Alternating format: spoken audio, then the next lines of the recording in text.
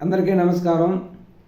నేను ఈ వీడియోలో మీకు చెప్పదలుచుకోవాల్సిన అంశం ఏంటంటే, అఖండ విజయంతో కూటమి, వితండవాదముతో వైసీపీ ఉన్నాయని చెప్పుకోవచ్చు.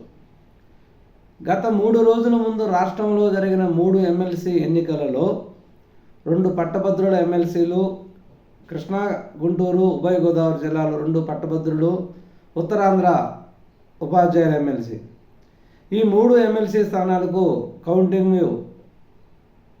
మొన్న స్టార్ట్ అయిన రిజల్ట్స్ పూర్తిగా రావడం జరిగింది. ఉత్తరాంధ్ర ఉపాధ్యాయ ఎమ్మెల్సీ పీడీఎఫ్ అభ్యర్థి గాదే శ్రీనివాసనాయుడు గెలుపొందడం జరిగింది. ఉభయ గోదావరి జిల్లాలో కృష్ణా, గుంటూరు 2 పట్టభద్రుల ఎమ్మెల్సీలు కూటమి అభ్యర్థులు ఘన విజయం సాధించడం జరిగింది.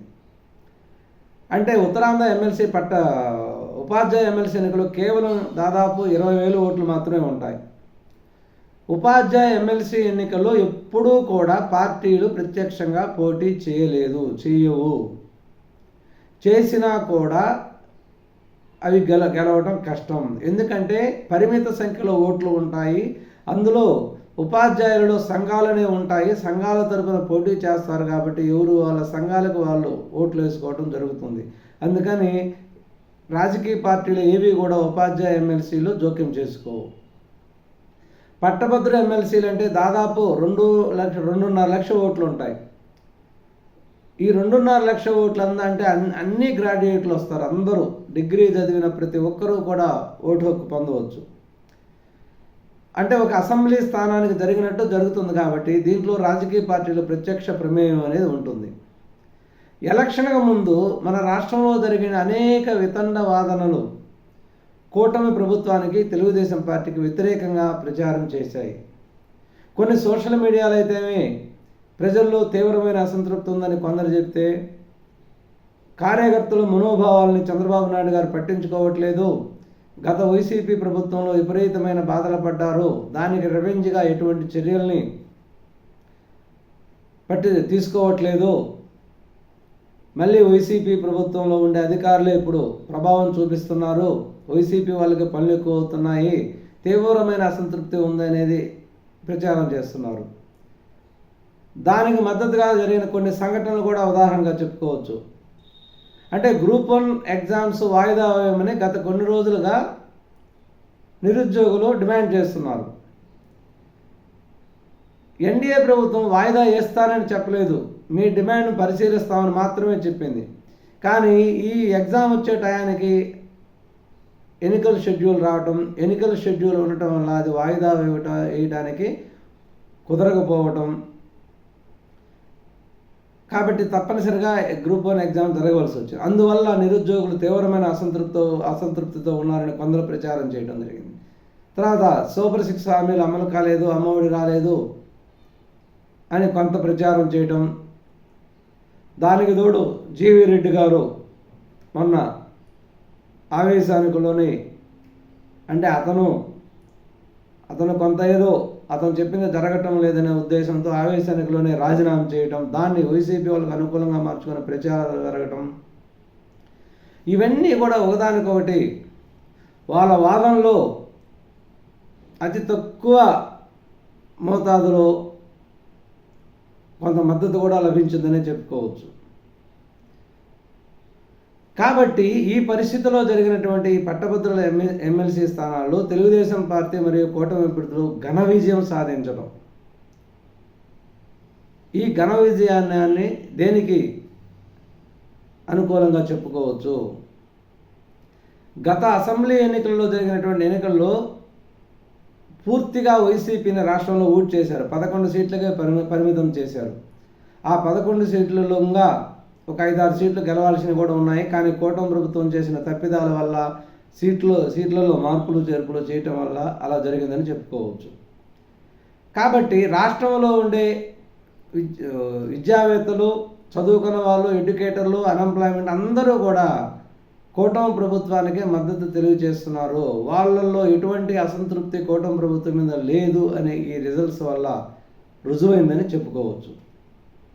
ఎందుకు అసంతృప్తి వస్తుంది? అసలు ప్రజలలో జగన్మోహన్ రెడ్డి ప్రభుత్వాన్ని చూసిన తర్వాత ఇప్పుడు ఎన్డీఏ కూటమి తెలుగుదేశం ప్రభుత్వం మీద ప్రజలకు ఎటువంటి అసంతృప్తి గురి కాబోదు కూడా, భవిష్యత్తులో కూడా అసంతృప్తి రాదు.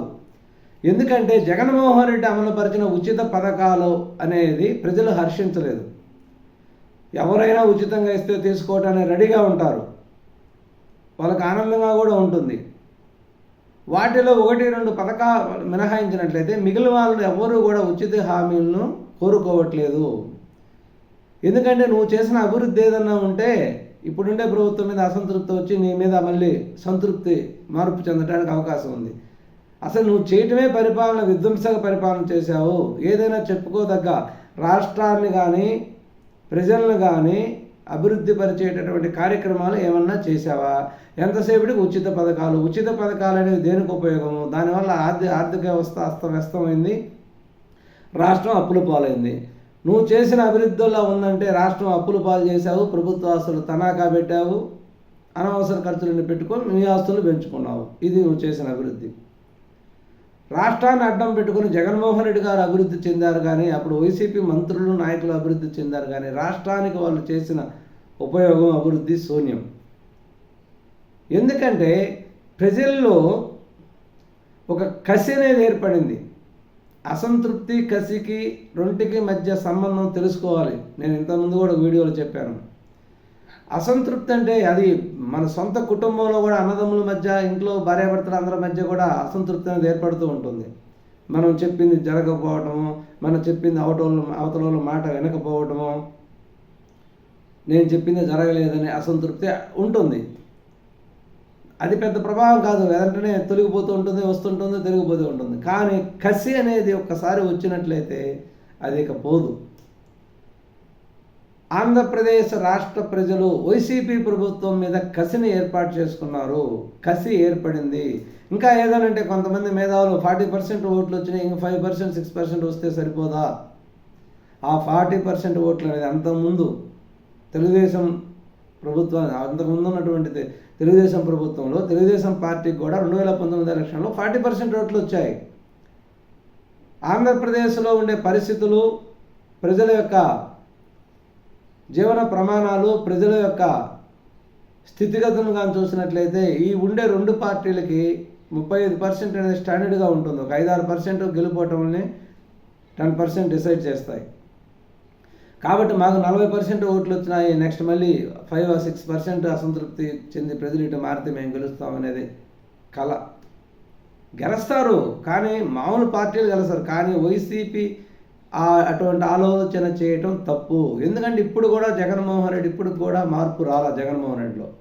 ఇప్పుడు కూడా మళ్ళీ అదే కుట్రలు, అదే కుతంత్రాలు, అదే వ్యవహారము, అదే మాటలు, అలాగే అబద్ధాలు చెప్పటం అనేది అతను మానుకోలే. పూర్తిగా అదే పరిస్థితుల్లో ఉన్నాడు.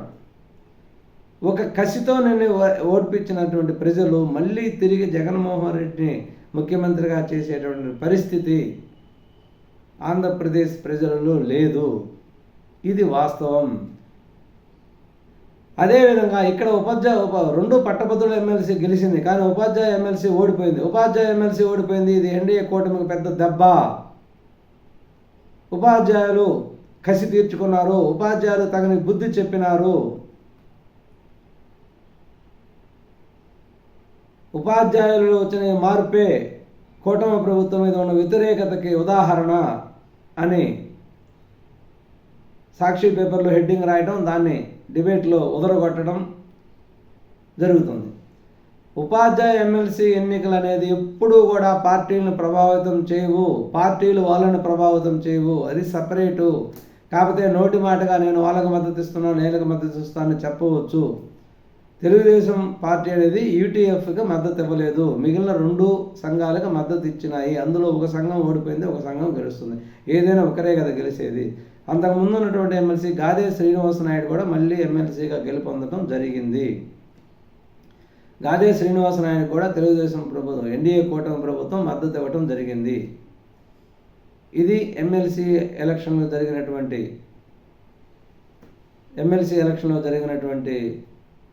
ఇది. కాబట్టి ఆంధ్రప్రదేశ్ రాష్ట్రంలో ఎన్డీఏ ప్రభుత్వం మీద ప్రజల్లో ఎటువంటి అసంతృప్తి లేదని మనం చెప్పుకోవచ్చు.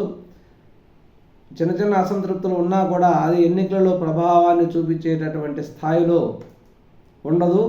ఒకటి, ఈ విజయం వచ్చినంత మాత్రాన ఎన్డీఏ ప్రభుత్వం కూడా అంత మరి అత్యుత్సాహానికి లోను కావాల్సిన అవసరం కూడా లేదు. ఎందుకంటే ప్రభుత్వం ఇంకా 4 సంవత్సరాలు ఉంది. సార్వత్రిక ఎన్నికల్లో గెలుపొంది ప్రభుత్వాన్ని ఏర్పరిచిన సంవత్సరమే కాబట్టి ఈ సంవత్సరంలో ప్రజలు కొంత సర్దుబాటు అయ్యేటటువంటి అవకాశం కూడా ఉంది.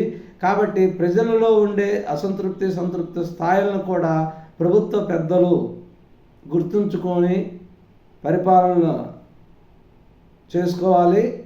అది ఖచ్చితంగా దాన్ని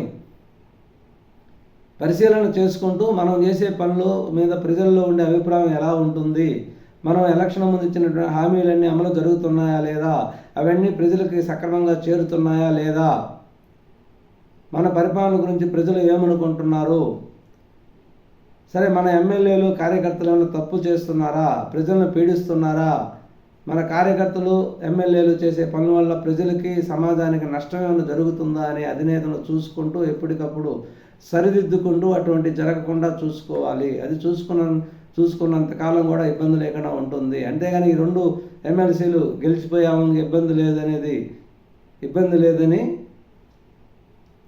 ఆనందపడకూడదు. దాన్ని ఎప్పటికప్పుడు సర్దుబాటు చేసుకుంటూ పరిపాలన కొనసాగిస్తే ఎన్డీఏ ప్రభుత్వానికి కూడా మంచిదని నా విశ్లేషణ. ఇది ఈ వీడియో యొక్క ముఖ్య సారాంశం. నమస్కారం, ధన్యవాదాలు.